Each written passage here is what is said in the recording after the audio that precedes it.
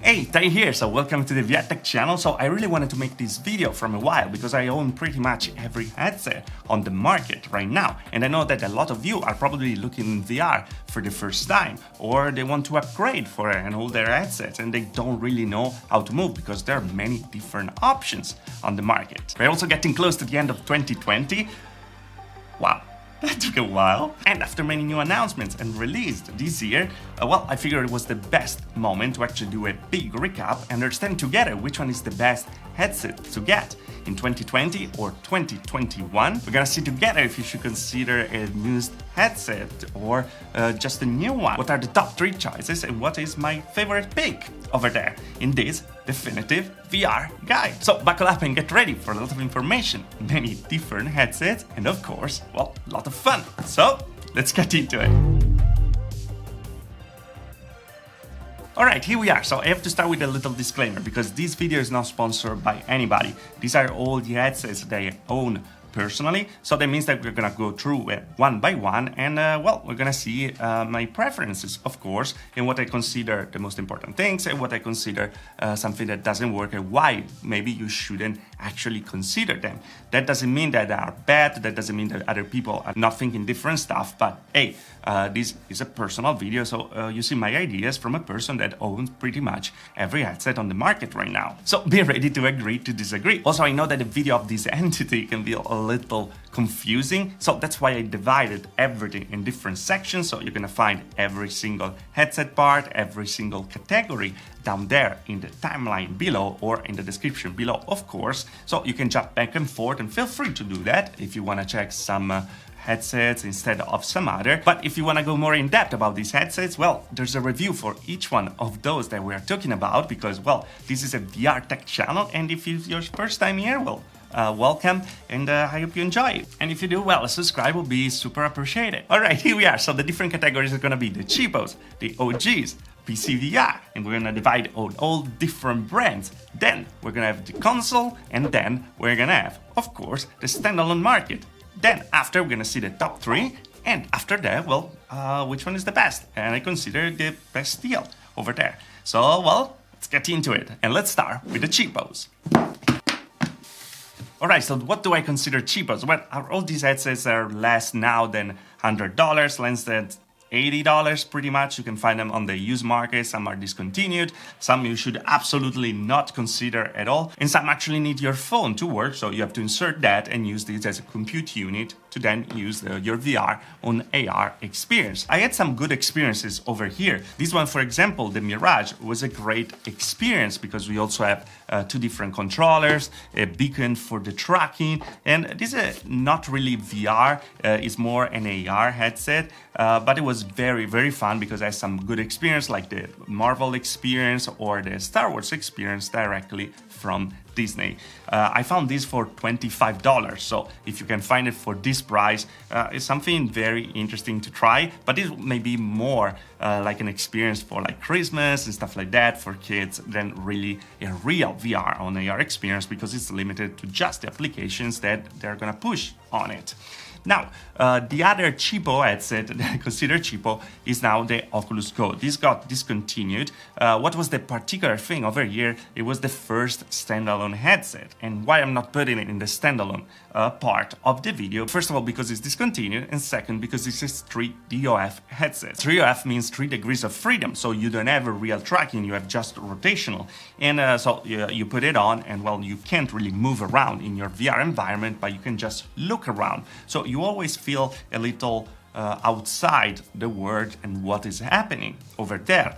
And the other thing is that there are limited games, of course, more like a mobile experience. If you want to watch movies, well, and you can find it very, very cheap price, can be still a good opportunity to try VR for the first time. It was great for the time and the price with a Snapdragon 825 inside, but hey, time passed, and this should go in the past, and that's why I put it in the cheapos category.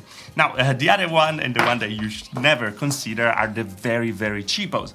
This is, for example, from VR Tech. You can find it on Walmart for like $17, $20. It's a full-fledged PSVR headset. It doesn't have the tracking, so it's still 3DOF, so just rotational, and this is probably the worst experience I ever had in my life. So if you find something like this, something this price, well, it's in the cheapo category for a reason, because you should skip it automatically. Very bad experience, very bad software, getting sick right away. You feel like your eyes are turned apart during the experience because the refresh rate is so low that just awful experience. You can find this stuff on Walmart. I don't even know why they sell it, and I don't even know why I bought it, but here we are in the cheapo category. Now, another thing that you might find that they call MR or XR or VR in some cases headsets are these kind of glasses over here. Now, they might look kind of cool because they look like regular glasses. They're a little bigger, yes, but they have their own appeal. They pretty much project the screen in front of you. So I will never consider this really AR because it doesn't have a tracking. So the image is just stuck in front of you. It's like if you have a big TV in front of you over there. It's like a weird experience, what a multimedia experience. Maybe it could be useful if you go on the plane and you want something like a light and stuff. If you don't mind looking a little weird, you watch your movie in a bigger screen. But yeah, I will not pay much for this kind of headsets or this kind of glasses over here. It's a little too early right now for this kind of technology, for this kind of size. So of course they're very, very limited. So that's why they go in the cheapo category. And the other thing I want to put in the cheapo category are actually the super, super old headsets. Like this one is the DK1, is the first Oculus. Now, this is absolutely amazing. This is a lot of history over here, but if you find this stuff for $20, $30, like I did actually, or you find it like for less than 50, you should never consider this kind of stuff for actually a VR experience. How do you open it? But you should consider more like a collector thing. So if you really love the VR ecosystem and stuff, well, this is where everything started, and it's just amazing. Useful? No, it doesn't even work with Windows 10, but hey, maybe you love VR, you wanna have a collector thing, and you have it, the DK1. So I think that the first category is pretty straightforward. You should consider one of these stuff, just maybe for a very little Christmas presents for kids or stuff like that in the case of the Lenovo, or for something that you really know what you're looking at for the Oculus Go. If you find it, use it somewhere. Don't consider this stuff VR, because this was or the very beginning of it or something that kind of resemble VR, but it's not a good representation. So if you want to get in VR for the first time and be impressed by it, well, skip this completely, because, well, this is not what VR is. So let's get to the next, that is the O.G.s. There's dust everywhere. All right, here we are. So these are the O.G.s. So we have the original Oculus Rift and the original HTC Vive. This is where everything started. So like what we consider VR right now, well, it came from these two headsets over here. Now, these are kind of old right now, and they didn't age really well when you consider how little time passed from when these were actually the only headsets on the market. And while I love these headsets, well, considering right now, well, could be a little tricky, because yes, these were very great headsets when they got out. They were also very, very expensive, like $900 each, considering also the different controllers. Oh wow, this is like a big chunk of dust. These were the first headsets featuring 6DOF, so 6 degrees of freedom. That means that every movement in the real world is replicated, of course, in the virtual world. That means that you don't have just a rotation, but you can move up and down, left or right, or whatever you want. And of course, the experience will follow you over there. So it was the very first VR experience, the real VR experience on the market. Like These guys have OLED display with a resolution of 1920 by 1200 each eye. Right now, well, it feels like a joke. The big problem with this was the screen door effect. What is the screen door effect? Well, it's the line that you see between the pixels. So the resolution was so low that you could actually see every single pixel, and also the space where the pixel doesn't exist. And that means that you had a kind of a weird grid in front of you, and many people got turned off from VR because of this reason. Screen door effect for somebody was completely unbearable. People wanted better resolution, people wanted better clarity, and well, these were the first attempt of VR, the real VR, and when it was a great experience, of course, back in the days, it did never deliver as much as we wanted. The particular thing here, they were both outside in tracking, so they needed external sensors to actually work. In the case of the Oculus Rift, well, you needed different cameras, at least 3 to have a 360 experience. Instead, the HTC VIVE used for the first time the Lighthouses technology. That is something that we use still right now for the Valve Index, for example, that is the top-end headsets on the market right now. And fun fact, I'm still using the Lighthouses from the HTC VIVE. They are on 24/7, and well, they still work, so a great build quality over there, and they can be useful for the future. So why I would never suggest people to buy these guys right now to play VR, because we have so many better experiences for very little price. This could be still good for a collector edition, or if you consider the HTC VIVE, if you find it for very, very cheap with also the Lighthouses and stuff, well, then you can use the Lighthouses for different headsets as well, like the HTC VIVE Pro, the Valve Index, the Cosmos, etc., etc. But really, I will never pay more than 150 for these guys, and 150 you're gonna see later in this video. You can find stuff that is much better already than this. So I created this O.G.s session for an alarm. If you're looking for VR for the first time, I know these were very, very famous, but maybe you should skip them and just get to new stuff, because these brought with them many problems that are now solved. We now have better resolution, we have better tracking, we have better solution as a whole, and well, yes, those are amazing, but you can tell from the dust that they have that using them right now, it's very weird. Thanks to them, of course, because we are here, but yeah, please don't consider them. And if you have them, consider to upgrade, because VR became a different thing from 4 years ago. Came from the dust, PSVR. These are the headsets that need a PC to actually work. They're gonna connect them via USB and DisplayPort or HDMI. Really depends on the headset, and then you're gonna have the experience with it. Perks about PSVR, it's gonna have the best graphics, of course, the best possibilities, and the most games. But yeah, this is kind of the big chunk of the market, so if you wanna play pretty much every game or simulators and stuff like that, PSVR is the way to go. It's the most expensive way, because of course PC can be expensive, but at the same time it gives the most in return. For the PC, it's always suggested to have something better than a 1060 when we talk about NVIDIA, for example, as a graphic card, because some of the experiences right now, they're starting to ask for better graphic cards and stuff like that. But anyway, there's a Steam application that you can run that's gonna tell you if your PC, in case if you have a PC, is ready for VR or not. And the nice thing is that many PCs, anyway, that you wanna buy have the little tag VR ready when you buy them. So you know which one are gonna be compatible with which. So let's start, and let's go brand by brand, and let's start with VIVE. Next video is gonna be which one gets the most dust. Anyway, here we are with VIVE. Here we have the VIVE Cosmos Elite, and here we have the HTC VIVE Pro. That is the successor or our OG. Here we have the HTC VIVE Pro. There's still a great headset. It was very, very expensive when it got out, but now you can find it for much cheaper. This has an OLED display with a resolution of 1440 by 1600, and you can tell that I did a lot of through the lenses comparison, so you can see this kind of screen, of course, compared, and everything is in the description below or over here, by the way. And the nice thing here is that they tweak the comfort and stuff, so this is a very, very comfortable headset.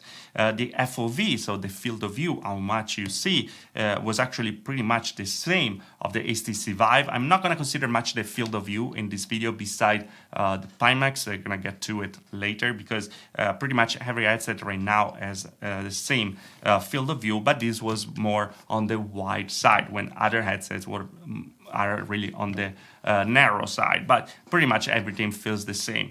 Now, over here we have the better comforts. As we said, we have great audio with spatial audio, but the problem with this is that the audio wasn't as good as advertised. But we started to have an experience with better resolution. Here we are still on the OLED technology. That means that you have great blacks and great colors, something that we kind of lost with the later generations like the HTC VIVE Cosmos. Over here they started to use an LCD display. The good thing about LCD displays is like the resolution is much higher because we have an RGB pixel arrangement. That means that we have 3 subpixels instead of just 2 subpixels that we have on the pentile arrangement on the OLED displays. And so to make it simple, everything looks much crispier right now with the LCD displays. But what you lose when you gain on readability, you lose, of course, in colors reproduction and black. So the HTC VIVE Pro works with the lighthouses. There are these guys over here that you have to put on the 2 corners of your room to play. That means that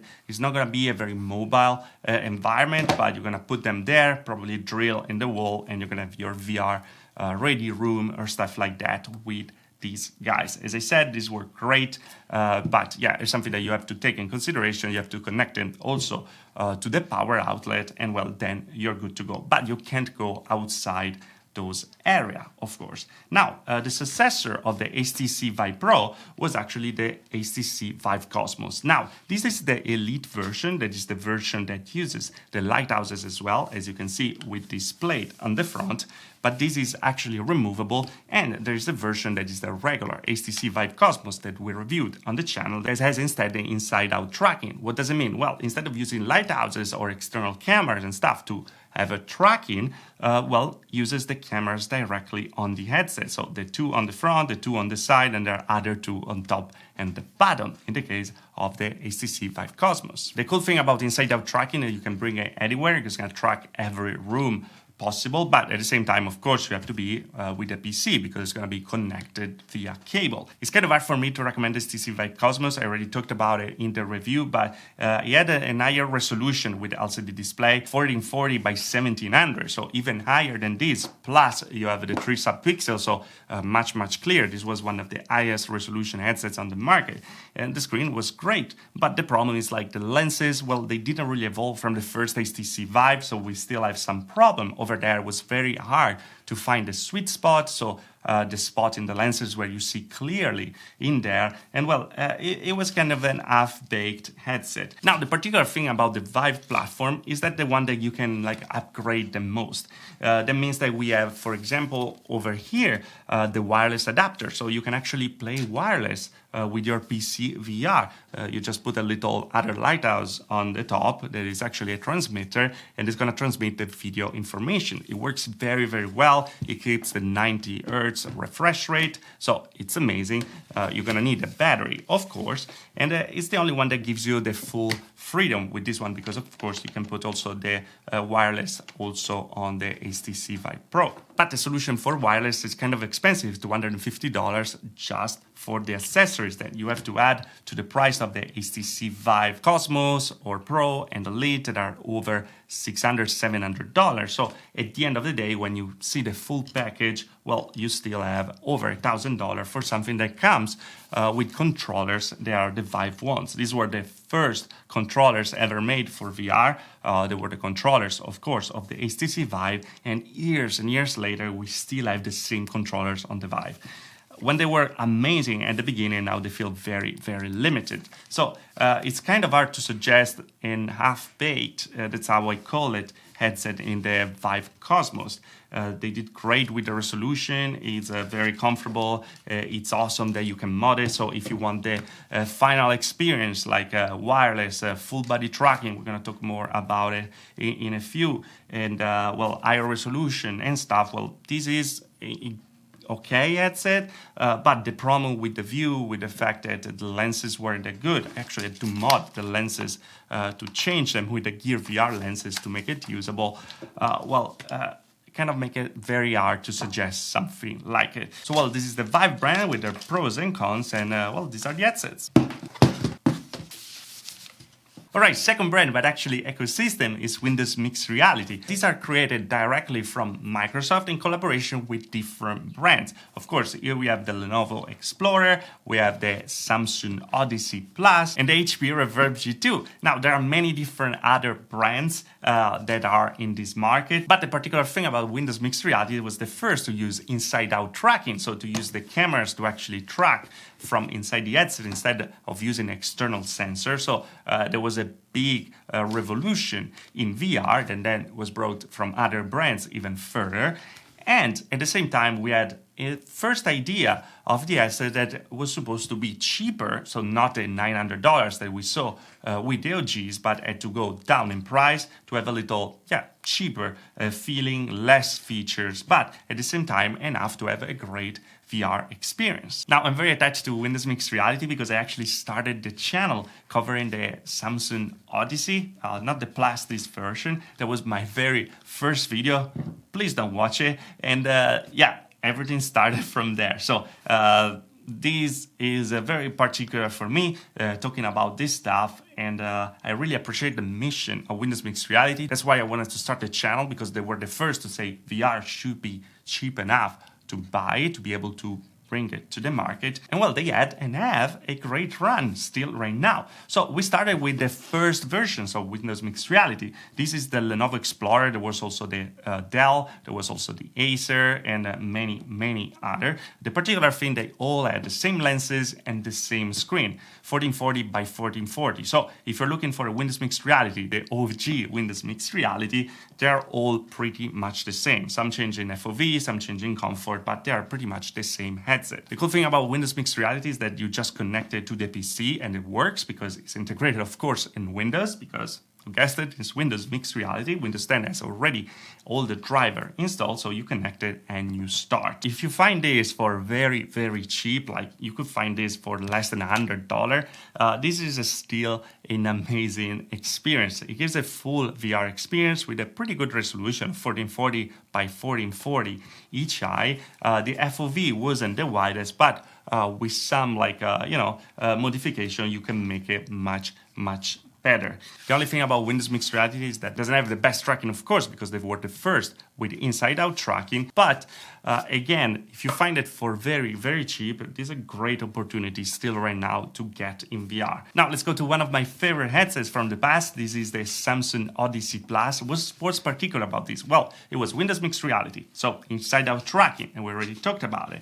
Had an OLED display instead of an LCD display of the old generation of Windows Mixed Reality, with a resolution of 1440 by 1600, so the same of the HTC Vive Pro, for example. AMOLED display, that is what Samsung is famous for, amazing display, and a particular thing over here. This new version was aiming to get rid of the screen door effect. The resolution wasn't high enough for it, so they put a film in front of the screen to create a refraction in the light to actually hide what was the space between the pixels. And of course, the experience was great, with great audio, with spatial audio. It was very comfortable using the Halo style design. And well, this was an amazing headset. And you can still find this stuff for around $200 new, $220 pretty much, or used even less, $150 and stuff. Now, I really love this headset, but should you consider it now? Well, it's a little hard to suggest, because if you find it, yes, for like $100, $150, it might be okay. If you find it for more, now we still have better options on the market with better screens, better resolution, better clarity. Yes, so it's kind of in a weird spot right now. But if you had this in the past, well, you have my respect. But let's get to the new guy, right? This is the HP Reverb G2. Now, I'm gonna say it right away. This is gonna be one of the finalists on this video, because this is one of the top 3 headsets of 2020, or headsets right now on the market that you should consider. What is particular about this? Well, this is the highest resolution that we have in VR right now, with 2160 by 2160 each eye of resolution. So you have 2 4K display in this little headset over here. There's a collaboration with Valve, so we have amazing audio. We're going to talk about it, of course, more in the Valve section. Very great comfort. It's very light, and uses new controllers for Windows Mixed Reality, they're very similar to the Oculus controllers. They still use the same tracking, but the tracking here is a little improved from the older version of Windows Mixed Reality because we have 2 additional cameras, as you can see on the side. Now this goes for $599. That is absolutely the perfect price for this kind of headset because has a visual clarity that is not even close to anything else on the market right now. There's an IPD adjustment, so you can accommodate pretty much every face. And well, this is a very all-around, very good headset. So this is easy. If you want the best clarity possible in VR, well, this is the way to go. This resolution is unbelievable. Everything starts to feel really real. And while on Windows Mixed Reality, first of all, with the Odyssey Plus, we tried to solve the problem of screen door effect in different way with films on top of the display and stuff like that, making the clarity a little fuzzier. Over here, well, it's a brutal force. We have a brutal resolution. The screen door effect is barely noticeable. And, well, it's kind of a problem solved right now for VR. The way forward is from this resolution up. So if you want to try the next generation of VR in this moment, well, this is your best bet over here. So with this said, we got to the end of a Windows Mixed Reality section. So let's get to the next. That is actually Valve. All right, here we are with the Valve Index, the super top-end virtual reality headset on the market right now. So this is created directly from Valve. That you might know Valve, well, it's the Steam company. So this is made to play perfectly with Steam VR, and this is really an amazing headset for many different reasons. Now here we have an LCD display with a resolution of 1440 by 1600, so not the highest resolution, but we have an RGB pixel arrangement, so the clarity is already very good. And we have something particular here. This is the first headset going over the 90 Hz refresh rate. Here we have 120 normally, or you can also push the headset to 144 Hz. Now, what is the particular thing about high refresh rate in VR? Well, it's harder to get sick, and well, everything feels very smooth. So it's an amazing experience, of course. Like this was the top end, it's still kind of the top end in many different things.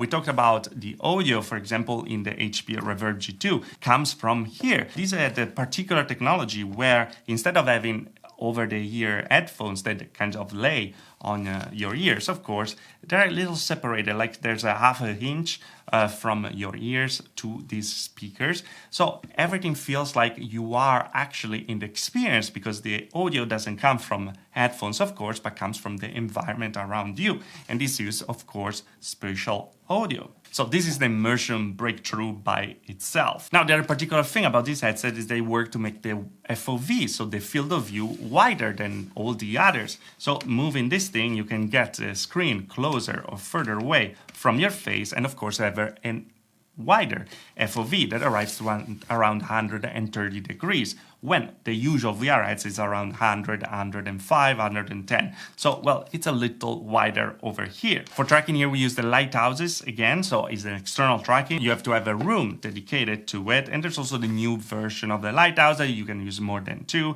That, you know, it's such a weird thing. It's not really a consumer thing, but it's very useful in different cases if you have different rigs or different rooms that you want to make VR ready, of course, and there's the possibility.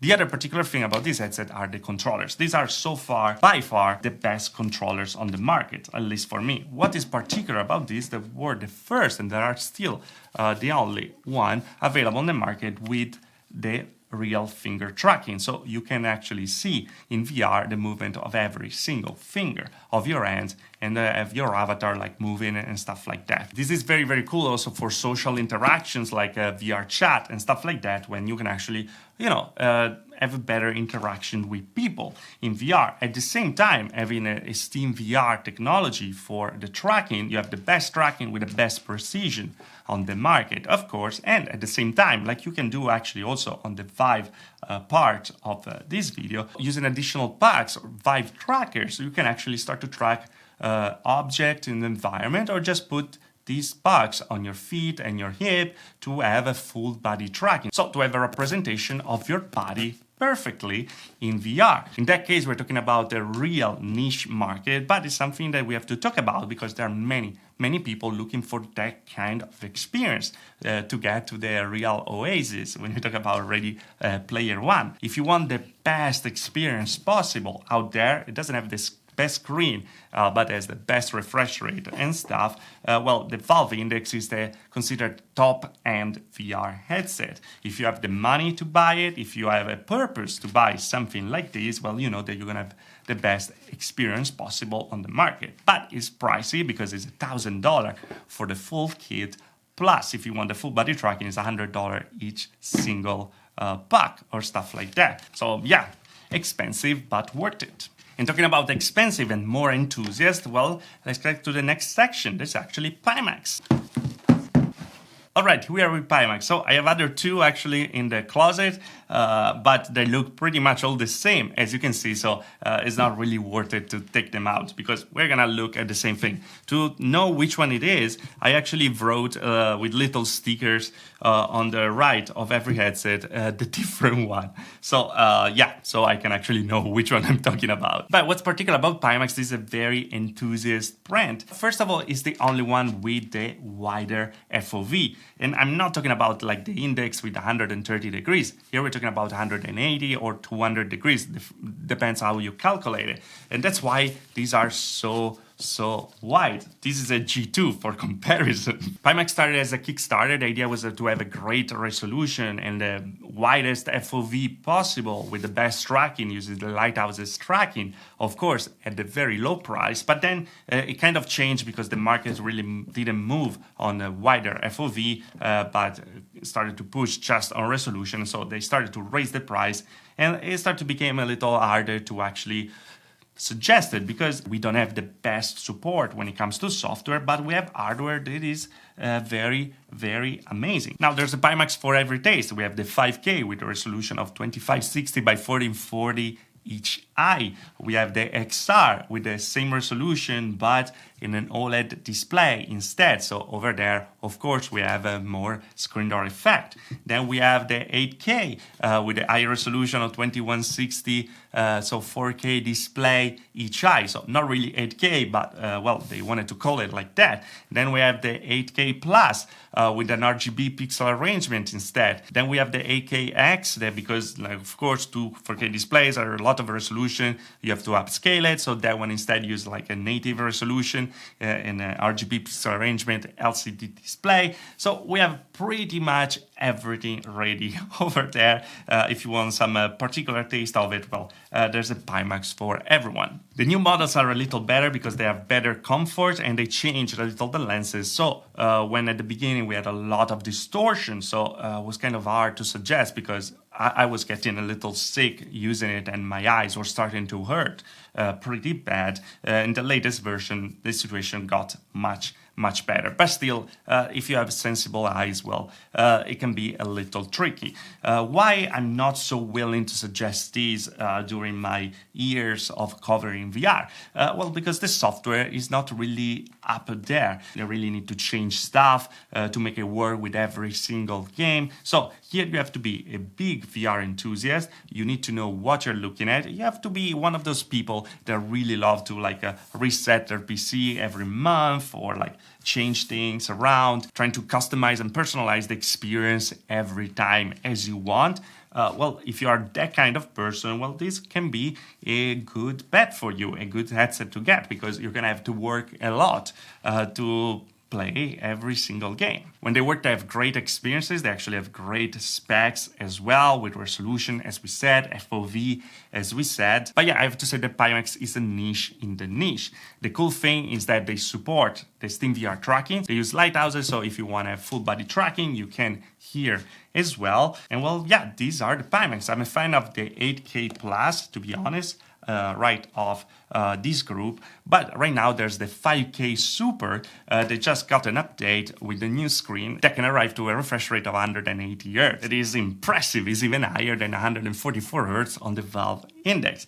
So yeah, there's a lot of potential over here in the moment when the software is actually going to be as good as a Steam VR, for example, or as the Oculus software. Well, probably in that future we're going to start to consider them. But as I said, this brand is still a work in progress. If you are a super enthusiast like me, it's nice to have it, of course, but well, you really need to know what you're looking at when you go and grab a PIMAX headset. So yeah, this is the situation for PIMAX. Let's get to the opposite thing, the super consumer-ready headsets. Let's get to the Oculus brand. All right, here we are. So this is the only PSVR headset from Oculus right now. And it's kind of particular, it's kind of weird to talk about it right now because we know that it's going to be discontinued next year because they're going to just focus on standalone headsets that, by the way, they can be considered also hybrid because when we talk about the Oculus Quest, they're going to see just in a bit, and the Oculus Quest 2, they can also work with PSVR. But this is the latest and the last PSVR experience directly from Oculus. Now, what was particular about this headset? Well, it has the best inside-out tracking on the market because we have not 2, not 4, but we have 5 cameras with one at the top. So pretty much every movement we're playing was covered over here. The resolution much better than, of course, the first Oculus Rift with the same screen of the Oculus Go. Here we have a single LCD display with a resolution of 2880 by 1440, if I remember right. So good resolution, of course, and a good LCD display with great lenses that are the Oculus lenses that we know and love. The Oculus Rift S is very comfortable with the Halo style design, actually using the PSVR patent. And this was actually created not directly from Oculus in terms of hardware, but by Lenovo. Now, little note, today this headset is $100 cheaper. It's $299 instead of $399 of the regular cost. And that could be because, of course, it's going to be discontinued. The weird thing about here with the Rift S is that we never got any real software support in the time that it was out. It never been like the best headset on the market. The audio was pretty bad. The screen wasn't the best screen. Yes, it had a great inside-out tracking, but it got out in the same period of the Oculus Quest. So kind of like all the interest got shifted over there. Oculus realized that it could make more money with the Quest instead of PSVR, and so they moved completely, and we're gonna see with the Oculus Quest 2.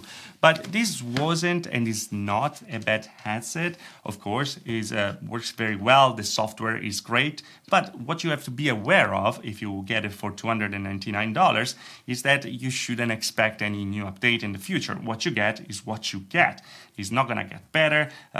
Games are gonna start to be fewer and fewer. Yes, you can use it with Steam VR as well. We have great games, by the way, as Scarlet Rat, like Stormland, or a Medal of Honor that just got out yesterday. The other downside, though, is that FOV is a little on the narrow side over here.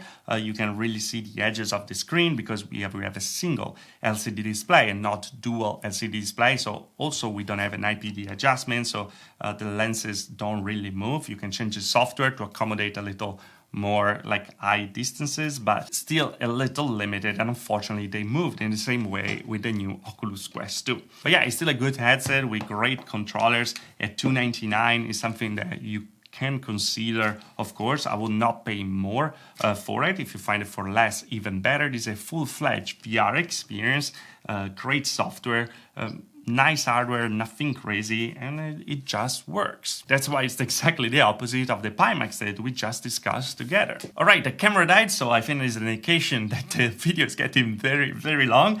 Let's get to the console part of this video, the console section with the PSVR. All right, here we don't have much competition. We just have 2 VR experiences for console. We have PSVR, that is one that I consider real VR, and we have Labo VR that I don't own because I don't have a Switch. I'm sorry for it. I don't really consider that VR, but it's a great experience that will be in the cheapo category, but it's not cheap, so it will be in a weird spot. But anyway, let's get to the PSVR. This one was a great headset for the time. The resolution, yes, is very low with a 1080p display, working at 60 Hz and actually 120 in some cases, but mostly at 60 Hz. And it has the 60 OF tracking using the PlayStation camera. So they use the very old technology also with the Move that they use as controllers to actually have this kind of VR on a console. It's remarkable that VR is actually running on the base PS4, and now you can use it with the PS4 Pro, that it's a little better in terms of frame rate, or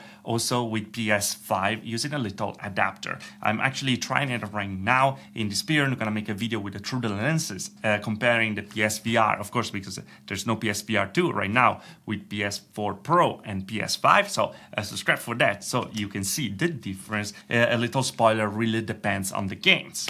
This though is still a good experience. The resolution is not high at all, but there was no screen door effect over here because they use the same thing that we have on the Samsung Odyssey Plus. So yeah, it was weird because people coming from PSVR were like, oh, what is a screen door effect? And never had it. Well, because they didn't have it, and that's real. But the resolution was very, very low, so it was impossible to pretty much read anything. The super perk about PSVR, there's great games like World and Truth, Firewall Zero Hour, Marvel, the Iron Man game, many different exclusives that we don't have on PC VR or even on standalone VR. Oh, and I could forget Resident Evil 7, that is unbelievably frightening in VR, so please don't do it. But yeah, overall, for the technology that it uses, this is one of the worst tracking on the market, so it's kind of very easy to get sick while using PSVR. At the same time though, you have great experiences that you want really to try.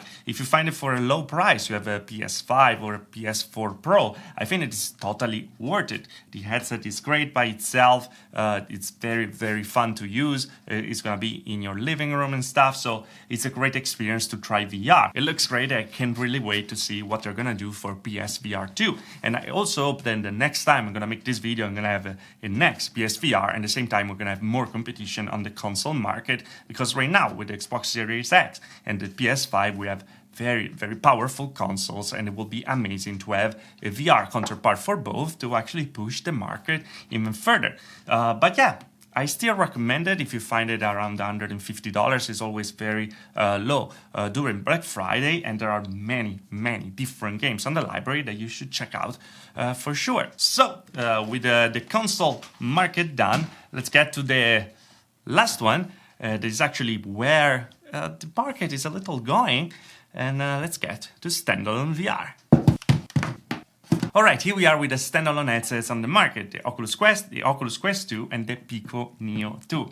Now, these two are really for the consumer market. This one instead is more for businesses and developers and stuff that they want to start to create different applications. Now, let's get very fast through the Pico Neo 2. This is an engineering marvel. As a 2 4K display, so the resolution is amazing, clarity is unbelievable, because it uses great lenses. It has also, in this case, eye tracking, so it means it detects the position of your eyes, and it's something that we're gonna see in the future of VR. It's very comfortable because they actually put the battery in the back of the headset to have a better weight balance, and well, as a different technology for tracking using magnetic tracking that is not the best out there, but it's a great way to have a tracking that works even if you don't see where the controllers are. It's a very, very interesting one, but you shouldn't consider it because it's not for you. I have this from months and I received one update. Cool hardware, there's nothing to do with it. So let's put it on the side and let's go with the two big players for standalone headsets. So what is a standalone headset? Well, all these headsets have a processor inside. So you don't need a PC, you don't need a console, you don't need a phone, everything is contained over here.